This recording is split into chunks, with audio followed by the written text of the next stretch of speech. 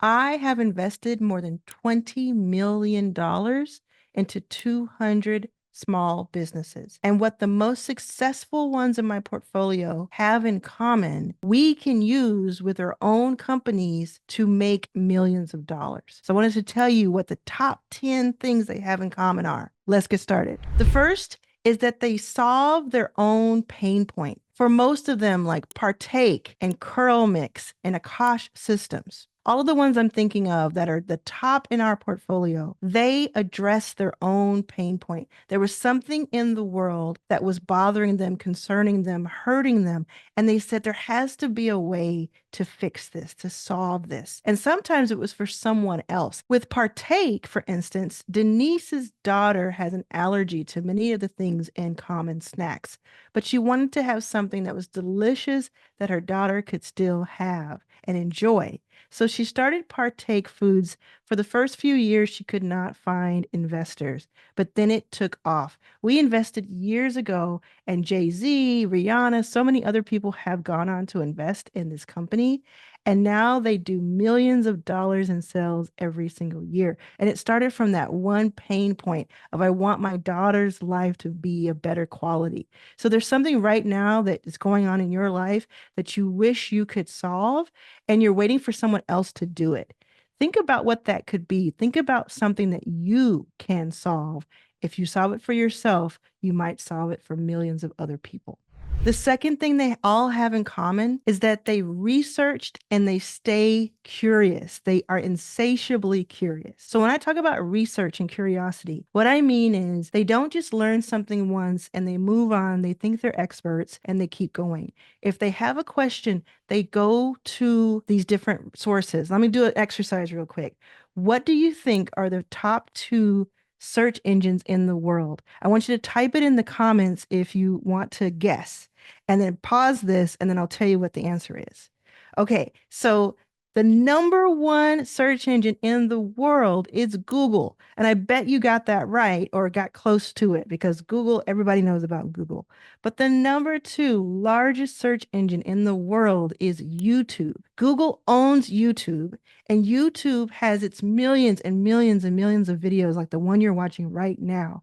All of it has the Google algorithm. And so every single video has some sort of keyword that you can search. So if there's something that you're curious about, something that you want to know how to do, what it means, etc., you can go to Google, you can go to YouTube, you can go to ChatGPT, you can research, you can go to the dictionary, to a thesaurus, you can go to an elder, you can go and ask, right? So I go to millennials, I go to younger people and I ask them what these words mean.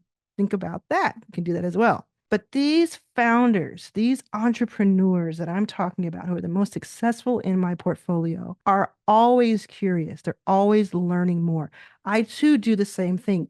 Every single day, I make it a point to learn something of relevance, something of note that makes me a better person. In my first book, It's About Damn Time, I talk about this idea, this concept of becoming money. And what I mean by becoming money is stacking those skills and that valuable information that make you the bank, make you the vault, right? Especially if you don't have those resources as like money or things like that. If you don't have money, but money attracts money, you can become money. And I talk about that in my book, It's About Damn Time. So this is something that you can do right now. You don't have to spend money to become valuable. The third thing they did is they put a team around them. There is no such thing as self-made, in my opinion. Again, in my first book, It's About Damn Time, I have an entire chapter about that. There's no such thing as being a self-made anybody.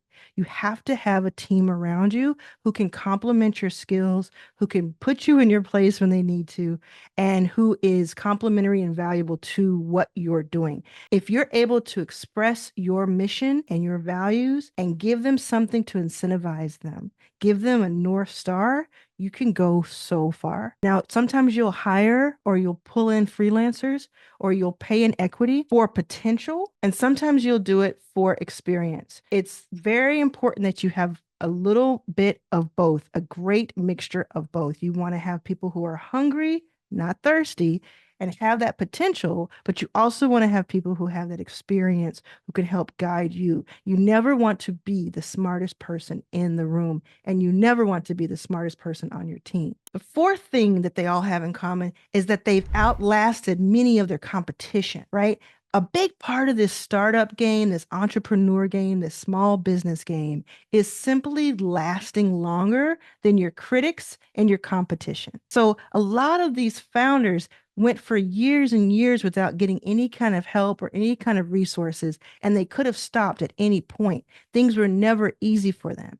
I met so many of them years ago when it was really hard to raise money, and some of them would have never dreamed that they would be making millions of dollars a year in revenue or sending rockets into space or doing all the things that these companies are doing in our portfolio. But they kept going. They stayed the course. Now, I don't think you should push against pain because pain is a good signal that you may be going too far. But if it's about stamina, if it's about, I can go another day, I can keep going, this is difficult, but entrepreneurship is difficult and I'm ready for that, I think you should keep going. So sometimes you'll just look up, you'll find that you've been doing this long enough that you're actually winning the race. The next thing they have in common is that they are obsessed with customer satisfaction. They talk to their customers all the time. They survey them, they poll them, they reach out to them, they surprise and delight. They give them gifts, they give them surprises and bonuses, and they're constantly doing this feedback loop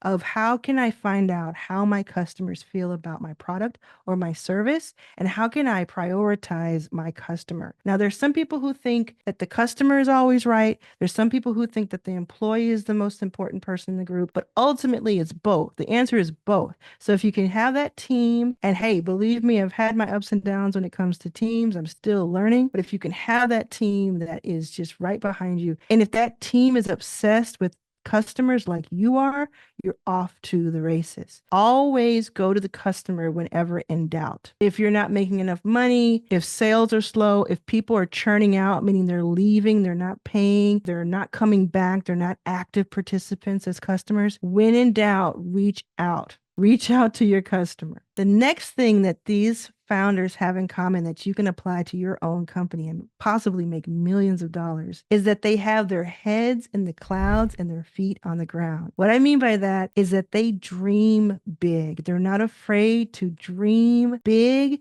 and to talk about it and to lead with that.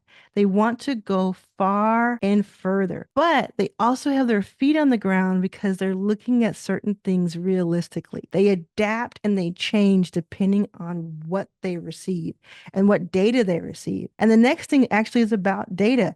They use data to make informed decisions. I keep talking about this in my videos because it has single-handedly helped me make so many great decisions. You have data in your palm of your hands. If you have an Instagram account, a YouTube account, TikTok, LinkedIn, all of these platforms give you actual metrics and data to look at and say, where did people fall off of your video? How many people looked at your post, etc. So you can actually look at that like I do when I look at my YouTube and I say, what are people interested in? People in this channel, they want to know how to make money. So I'm going to keep teaching you how to make money. Does that make sense? Right? So you're here because you want to make money. I'm making this video because I'm looking at the data and it's saying people want to learn to make money. So here I am. Another thing these founders do is that they embrace change and they're creative when they do that. So that basically they adapt. There's a thing called adaptability quotient. It's like IQ is intellectual quotient, EQ is emotional quotient,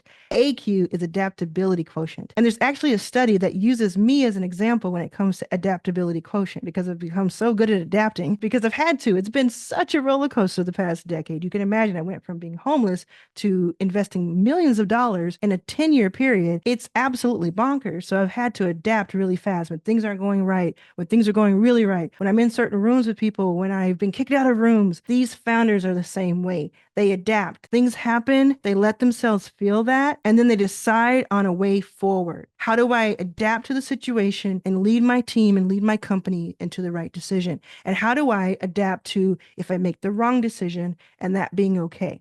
The ninth thing that they have in common is that they can take constructive criticism. Constructive criticism is when I tell you, I give you feedback, and I'm giving you the feedback because I want to help and for you to learn from it, rather than I'm trying to just be petty or I'm trying to knock you down a peg. So it's constructive, it's helpful, constructive criticism. So first figuring out what that is, parsing that from the noise, right? Okay, that piece of advice I'm going to take because I think it's helpful. This other piece I'm not going to listen to because it's only distracting me and getting in my way. But they can take that constructive criticism that's so difficult for us to take. I have a hard time taking constructive criticism at first. Like when someone tells me something and gives me feedback immediately, I have a hard time not taking it personally. But then when I think about it for a few minutes, I then can really use that to my advantage. And I talk about that in a video about how do you take feedback, and especially negative feedback, and use it for your advantage. So these founders are taking this constructive criticism and they're turning it into fuel, and they're taking it and turning it to jet engine fuel, right? It's the sign and the mark of a great leader, of someone who has high EQ, high emotional quotient. And it's somebody that can lead people for a very long time, which goes back to outlasting your critics and outlasting your competition. And the very last thing on my top 10 list here that founders who are the most successful in my $20 million